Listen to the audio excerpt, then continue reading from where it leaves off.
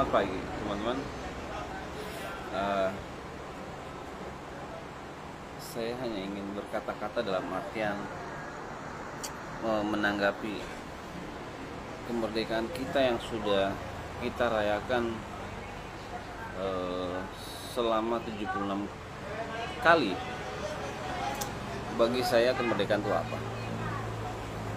Dan bulan ini bulan September, ulang tahun negara kita sudah terlewat di bulan kemarin, tepatnya bulan 8 Agustus. Di zaman dulu kemerdekaan hari ini masih diperjuangkan, walaupun Indonesia sudah merdeka di bulan Agustus. Tapi saya melihat ini, arti kemerdekaan itu apa sih bagi rakyat Papua? Yang seharusnya kemerdekaan itu mewujudkan sebuah sikap atau jiwa nasionalisme. Harus berisi juga unsur kemanusiaan dan keadilan. Dulu itu negara, orang-orang dulu merdeka, berjuang untuk merdeka, berjuang untuk mengembalikan hak mereka atau memperjuangkan hak mereka, hak-hak masyarakat untuk tidak dijajah oleh Belanda. Tapi hari ini berbeda. Ketika negara sudah merdeka, malah pemerintahan yang menjadi penjajah, malah pemerintahan yang menjajah masyarakat dengan sistemnya yang korup, kemudian dengan membiarkan hak-hak ketenagakerjaan terbengkalai, tidak ada teguran dari pemerintah ke perusahaan. Contoh, sebenarnya jadi penjajah hari ini malah pemerintahan yang saat ini, yang dulu negara ini berjuang untuk hak-hak rakyatnya. Tapi apa arti kemerdekaan 76 tahun kalau hari ini sistem yang korup menjajah hak masyarakat? Kan lucu. Nanti video ini akan saya bikin di vlog pemikiran saya. Ada poin juga yang namanya bangga jadi bangsa Indonesia. Tapi kebanggaan itu apa? Apakah membawa kita pada titik kemajuan? Kemajuan masyarakatnya? Masalah HAM, progresivitas HAM itu tersebut, kemajuan semakin waktu, apakah HAM dihargai? Sekarang sudah banyak di Papua terjadi pelanggaran HAM yang luar biasa. Antara, ya kita tahu lah yang terjadi seperti apa, yang mengingatkan bahwa setiap manusia itu memiliki hak yang sama atas sejumlah kebutuhan untuk hidupnya. Tetapi apa yang dibeberkan di publik mengenai Blok Wabu dan kepentingan si Raja Luhut membuat saya melihat bahwa kepentingan negara di atas Papua itu besar sekali, sampai harus menjajah rakyatnya. Negara dulu ingin merdeka, memperjuangkan hak rakyatnya melawan penjajah, tapi hari ini negara menjadi penjajah bagi rakyatnya. Seperti apa ini? Dalam konsep republik itu, orang dalam warga secara bersama-sama hidup dalam satu komunitas yang disebut negara. Itu juga bukan melalui kesepakatan, tapi itu atas dasar solidaritas untuk hidup bersama. Mereka nggak pernah bersepakat untuk hal itu, tapi mereka hidup diciptakan di dunia untuk hidup bersama. Bukan karena negara juga. Kapan negara melahirkan bayi dalam rahim? Tidak. Tapi hari ini banyak sikap-sikap nasionalisme kita sudah luntur, sudah nggak ada punya unsur kemanusiaan dan keadilan. Di dalam Pancasila pun saya kira sudah luntur, sudah lupa semua. Saya melihat semua itu adalah janji yang tersebut secara imajiner dari Sabang sampai Merauke yang hidup bersama-sama di Papua. Sebenarnya yang sebenarnya NKRI ya Papua, karena manusia yang hidup di Papua itu dari Sabang sampai Merauke, yang diramu, dijamu, diberi kasih persaudaraan di tanah Papua. Tapi saya melihat Papua ini menjadi konsep jajahan yang luar biasa karena banyak kepentingan. Semua orang Jakarta atur Papua, dari pemerintahan, dari cawagup, dari tambang, dengan segala undang-undang. Kan lucu. YouTube saya, statement saya akan saya muat di YouTube. Terserah, suka nggak suka. Tapi itu isi pikiran saya. Ketika negara merdeka, dimerdekakan saat itu, negara menilai perilaku penjajah yang memperlakukan negara lain tidak berlaku bagi rakyat kita. Dulu negara berjuang untuk hak rakyat. Sekarang mana? Malah negara jadi penjajah. Penjajah tambang, ya kan? Setelah apa yang dibeberkan Bang Haris Ashar kepada publik mengenai kepentingan Siraja, Luhut, Panjaitan di Papua, diikuti dengan beberapa pelanggaran HAM yang dilakukan oleh pemerintah. Ini luar biasa. Saya cukup mengecam hal itu. Di balik semua pelanggaran HAM ternyata ada kepentingan kekayaan. Negara harga mati. Matinya masyarakat tidak akan dihitung oleh negara. Yang penting negara tetap NKRI. Ini kan salah. Pemikiran saya kan saya buang di YouTube. Suka nggak suka.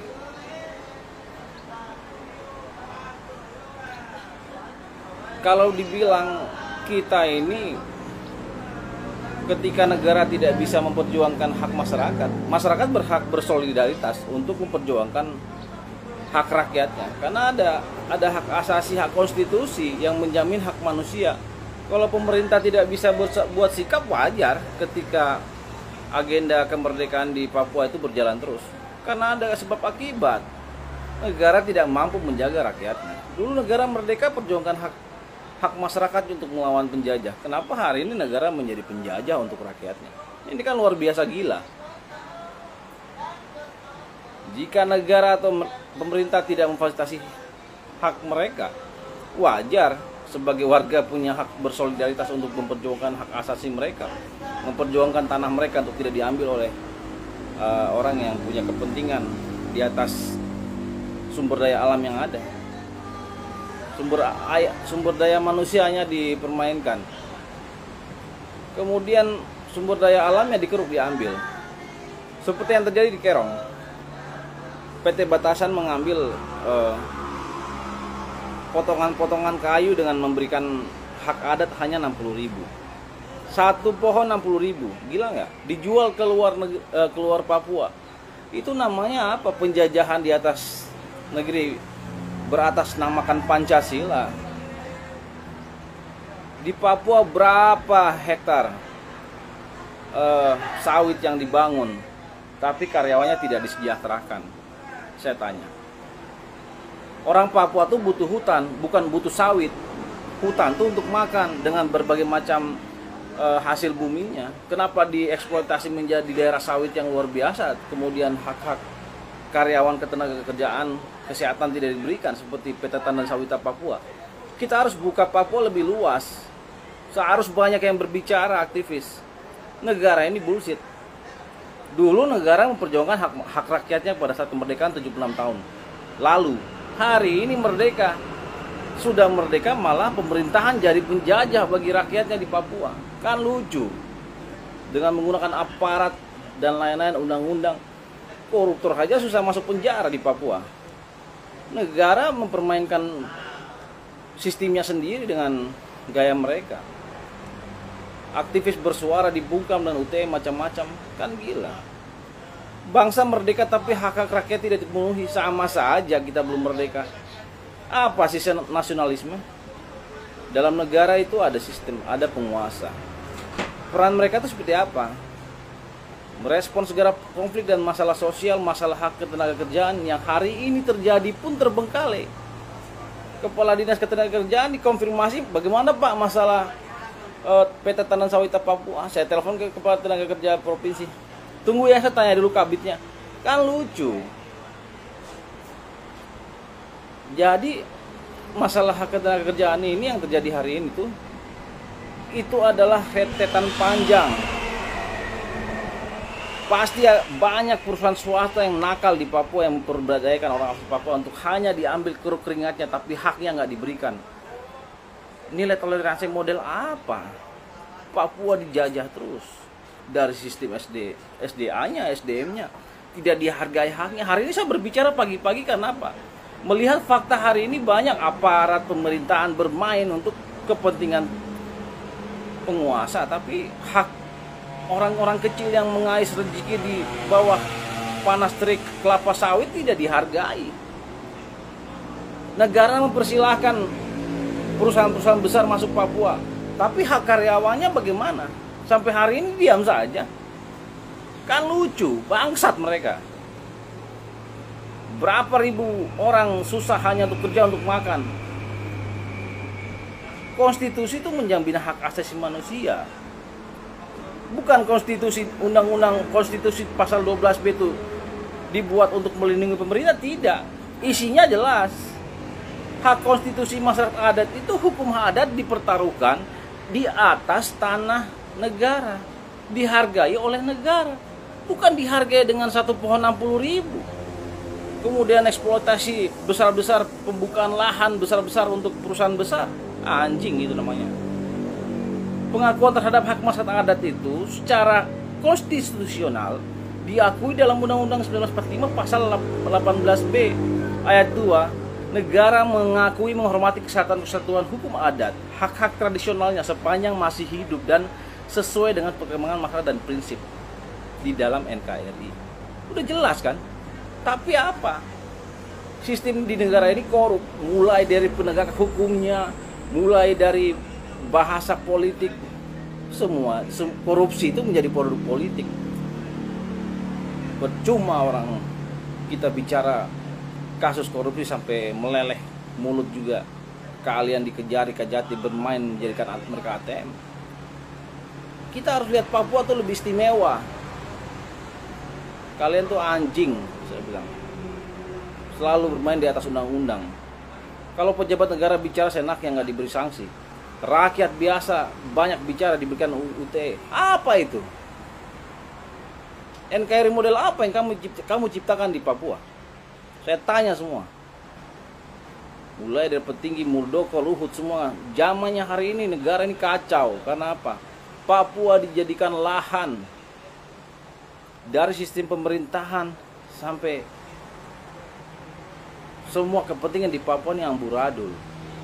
Kalian ada rakus apa? Sampai PON saja IO kalian datang dari Jakarta, bawa semua ke sini. Baru IO lokal tuh apa? Selama ini mereka berkarya menghibur rakyat Papua yang bertahun-tahun dalam event nasional. IO saja datangkan dari Jakarta. IO di Papua, IO lokal tidak pernah mengemis sedikit pun pekerjaan di Jakarta. Jakarta kalian terlalu rakus. Anjing kalian. Kalian tidak paham bahwa Papua juga dalam momen PON ini harus sangat berdampak. Sekarang apa dampak buat IO lokal di sini ketika IO nasional sudah, IO Jakarta sudah menjadi mafia dalam event besar ini? Event PON penutupan pembukaan, berapa artis-artis lokal yang kalian libatkan? Pemberdayaan orang asli Papua, sampai di mana acara event musik itu? Sebarkan nih, saya punya statement ini, video ini. Saya Panjago Mangkunegara yang selalu bersuara keras. Anjing semua. Nggak ada sistem yang benar yang negara ini kalian buat. Mulai saya buka dari tadi pagi saya bicara ini. Mulai dari hak ketenagaan kerjaan. Perusahaan-perusahaan nakal di Papua mana pernah dapat sanksi, malah dilindungi negara. Kami bersuara diUT-kan. Maksudnya apa? Kemerdekaan model apa kalian NKRI ciptakan hari ini untuk bangsa Papua kita di Papua? Penegak hukum bermain. Kita bersuara untuk memproses hukum. Koruptor saya seperti mengemis. Kalian yang dibantu kok. Lucu. Jadi banyak hal teman-teman. Saya ingin menyadarkan pagi hari ini jam 8:30. Marilah kita bersuara untuk Papua. Butuh orang-orang banyak bersuara. Nggak usah bicara politik. Nggak usah sibuk masalah cawagup. Nggak penting. Bicara masalah hak masyarakat. Bicara masalah permasalahan hari ini apa yang terjadi di masyarakat. Pantau situasi. Jangan menjadi orang yang hanya menjadi followers, mengikuti arus sana, arus ini, isu sana. Ciptakan trendsetter, membuat analisa baru, memberikan edukasi. Banyak masalah yang terjadi. Berapa persen kawasan Papua hutan lindung dijadikan wilayah sawit? Orang Papua tuh butuh hutan, butuh alam untuk makan, bukan butuh sawit menjadi satu produksi minyak CPO. 1 liter berapa? 50.000. Dikalikan per hari sampai 250 juta. Tidak mampu bayar hak karyawan. Apa itu? Katanya perusahaan swasta nasional. Contoh PT Tanda Sawita Papua hari ini dituntut untuk membayar santunan orang meninggal yang selama ini meninggal. Mana?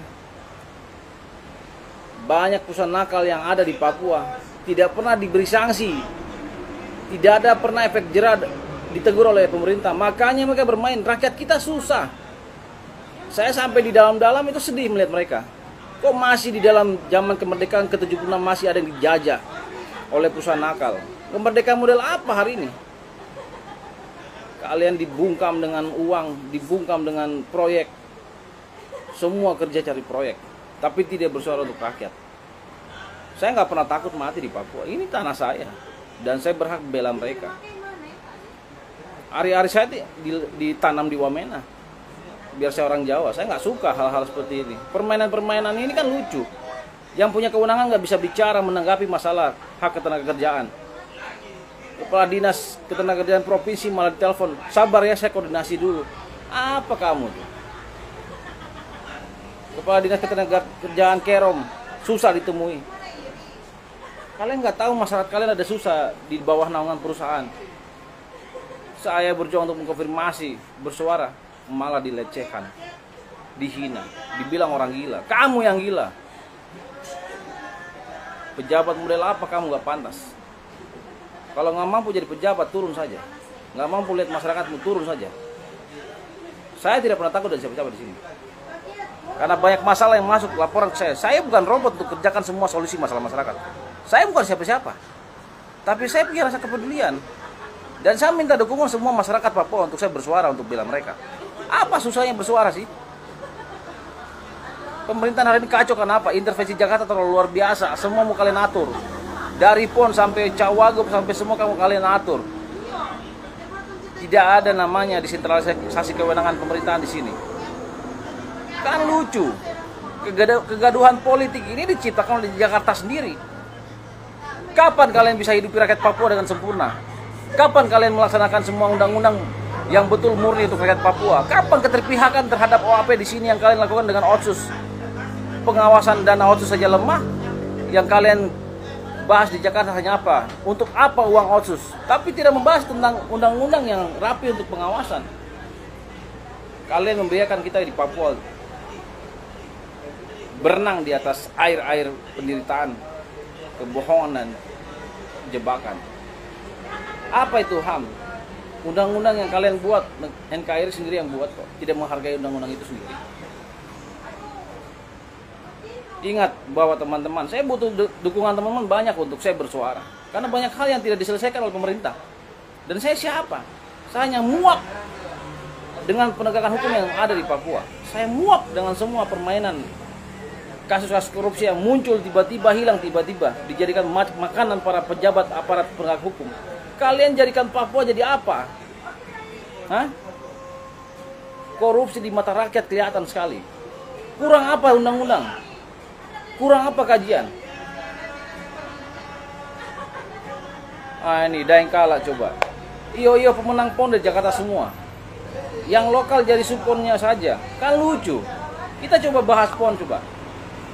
Berapa kalian diberikan peluang orang asli Papua pengusaha untuk mengelola PON? Berapa saya tanya? Saya dengar banyak laporan keluhan. Kalian siapa orang Jakarta? Mau makan kenyang di atas dana PON? Bikin malu saja.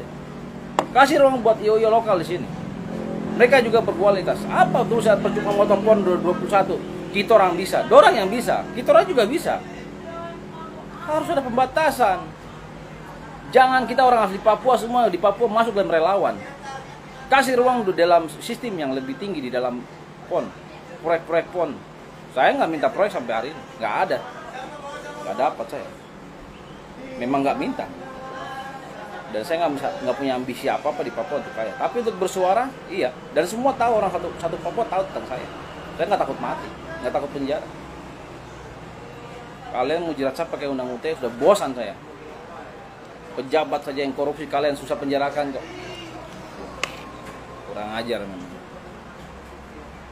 Ingat satu hal ya, ketika saya banyak tahu, berarti saya juga akan bersuara. Hati-hati kalau misalnya saya banyak tahu permasalahan, kedok pemerintahan, sampai penegak hukum. Hati-hati, saya akan ribut, saya akan provokasi. Saya tahu saya punya nama dalam kode status merah di Papua menjadi salah satu provokator, pendatang yang selalu bersuara. Terserah, bodoh amat. Saya menikmati hidup saya kok. Jadi teman-teman, baik pembahasan yang saya sampaikan di sini, saya ingin mengajak semua teman-teman aktivis untuk tidak menjadi followers mengikuti permainan Jakarta. Mari kita memperbanyak diskusi hal positif untuk melihat Papua ini lebih istimewa. Kedepannya semakin banyak permasalahan diciptakan oleh Jakarta. Bukan kita orang Papua yang diciptakan, bukan. Ini semuanya bahas setting, bahas skenario. Kita nggak tahu apa yang terjadi dengan kita punya sumber daya alam, dengan kita punya sumber daya manusia yang ada. Harusnya kita bersatu, bukan pecah belah. Nah, Om Franky Mustawun Samai, terima kasih masukannya. Selain masyarakat vaksin, syarat ijazah juga sangat mempengaruhi para ibu muda Papua bersekolah. Nah, masalah vaksin juga, kewajiban vaksin itu memang oke lah, kesadaran pribadi atau mungkin tidak bisa dipaksakan juga kan? Ya karena kesehatan pribadi kita juga berbeda-beda. Kita nggak tahu sakit kita apa dengan teman-teman. Tidak bisa dijadikan vaksin menjadi wajib. Tapi setidaknya ada proses ruang diberikan untuk masyarakat diberikan ruang untuk mengetes kesehatannya masing-masing, baru divaksin. Jadi banyak fenomena aneh di Papua yang diwajibkan tetapi nggak bisa dijamin. Banyak kejadian-kejadian yang setelah vaksin langsung meninggal. Apa negara bisa jamin mereka? Enggak kan? Jadi fenomena ini membuat kita hidup di Papua ini terdesak sekali dengan banyak aturan. Negara sudah tidak mampu mensejahterakan masyarakatnya, dipaksakan vaksin. Memang kesehatan mahal, kita akui itu. Mau sehat ya berarti mahal. Tapi apakah kita harus hidup dengan fenomena COVID-19? Percaya nggak percaya, kita harus percaya. Tapi COVID itu sudah menjadi satu bentuk kepercayaan akhirnya. Bukan penyakit lagi. Itu kepercayaan. Ada yang percaya dan ada yang tidak. Progresnya sudah beralih menjadi sebuah kepercayaan. Mungkin ya bisa dibilang agama kita tambah satu, yaitu COVID-19. Karena sudah menjadi multitafsir, ada yang percaya dan ada yang tidak percaya. Dengan adanya kewajiban vaksin. Contoh, seperti kita diwajibkan untuk beribadah. Sama kan? Yuk beribadah, kita sholat, kita ke gereja. Sama seperti yuk kita vaksin. Ada yang mau vaksin dan tidak. Karena ada yang percaya dan ada yang tidak. Jadi COVID-19 sudah menjadi satu kepercayaan tersendiri setelah minta maaf ini pandangan saya. Karena nggak ada aturan baku juga yang bisa menjamin vaksin ketika meninggal diberikan jaminan. Jadi wajar dan sah-sah saja ketika setiap orang punya hak dan berkomentar lebih baik kita cari makan daripada kita percaya dengan COVID. Karena memang sudah terdesak dengan keadaan perekonomian yang sudah terpuruk. Kita diperbudak dengan COVID-19, ada yang bicara begitu. Ada yang bilang, weh kamu nggak percaya COVID ya? Saya udah rasa, ada juga yang sudah merasakan. Jadi kita nggak bisa memaksakan multitafsir itu menjadi dua hal yang harus diwajibkan. Seperti kita harus beribadah. Seakan-akan COVID itu menjadi sebuah kepercayaan baru. Dan vaksin menjadi sebuah kewajiban untuk beribadah. Kan lucu. Hati-hati ketika kita sudah menjadi budak COVID. Mau sampai kapan? Tapi bukan berarti statement saya memprovokasi. Saya nggak memprovokasi. Cuma saya ingin menggambarkan bahwa vaksin itu hak pribadi, nggak perlu. Yang saya bilang arti kemerdekaan adalah para elit politik harus senang diambil kebijakan yang berpihak kepada rakyat, bukan kelabui rakyat. Ya, Madetian benar sekali. Kemerdekaan itu di 67 tahun ya sekarang ya. Itu ya kemerdekaan bagi para pejabat sebenarnya. Kita menggaung-gaungkan, mempromosikan, wah Indonesia sudah merdeka. Indonesia itu kan barang mati, dalam artian sebuah barang mati yang digerakkan untuk merdeka oleh masyarakatnya, sehingga kemerdekaan itu bisa diraih, dicapai. Karena apa? Karena ada hak-hak yang diperjuangkan sehingga Indonesia merdeka. Nah sekarang refleksi 76 tahun kemerdekaan Indonesia, apa yang diperjuangkan oleh negara ini untuk masyarakatnya, terutama di Papua, malah dijajah, iya kan? Arti kemerdekaan itu luas bro, bagi saya luas. Saya ingin banyak diskusi, memprovokasi, biar teman-teman tahu mengerti dan paham isi otak saya itu apa sih Panji. Terkadang yang bilang Panji gila, silakan. Saya bukan gila, tapi saya merasa gila kalau melihat banyak ketidakadilan yang terjadi, mendapat laporan-laporan hal-hal yang bermasalah. Bagi kami merasa risih. Bicara Papua itu istimewa, sama seperti Jogja, daerah istimewa Yogyakarta ya kan. Alamnya Jogja berapa sih sampai dibilang istimewa? Mungkin sejarah perjalanan pemerintahan saja yang kebetulan mereka pro ke Indonesia diberikan keistimewaan. Nah Papua juga harus dibilang daerah istimewa Papua, ya kan? Istimewanya kenapa? Masyarakatnya, ya kan? SD sumber daya manusianya, ya kan? Kurang diperhatikan, istimewa itu. Hak-hak karyawan, tenaga kerja yang tidak diperhatikan, istimewa itu. Perusahaan swasta nasional dibiarkan untuk datang ke Papua mengambil sumber daya alam, tapi SDM-nya haknya nggak dibayar, itu istimewa itu. Bicara HAM juga kepentingan Blok Wabu, Luhut Panjaitan, istimewa. Memang Papua istimewa, istimewa bagi di mata kepentingan pemerintahan. Tapi dia di mata rakyatnya kasus korupsi mangkrak di mana-mana. Korupsi kelihatan sekali tidak diproses. Itu istimewa itu. Hari ini pemerintahan negara tidak mampu membawa Papua dalam derajat yang baik di mata rakyatnya. Kita banyak menjadi penonton permainan politik di media. Korupsi menjadi produk politik yang dipermainkan untuk dijadikan ATM. Gila nggak? Sudah basi tapi nggak ada perubahan. Seakan-akan yang menentukan nasib koruptor itu bukan rakyatnya, tapi yang pegang ketuk palu. Jadi ya seenaknya untuk dipermainkan. Ya, jadi saya mau sampaikan bahwa negara ini sering memuliakan orang-orang yang membuat kejahatan korupsi. Orang korupsi banyak itu nggak dipenjara, malah dimuliakan sama negara ini karena dilindungi undang-undang. Kesannya seperti itu. Sedangkan orang yang berbicara untuk melawan koruptor dipenjarakan. Nah itu. Kalau pejabat negara bicara seenaknya, dibiarkan, membuat gaduh dari pusat Jakarta sampai daerah dibiarkan. Jika pemerintahan sudah terlalu bising, kita sebagai masyarakat biasa harus bisa menjadi knalpot bocor. Teruslah bersuara.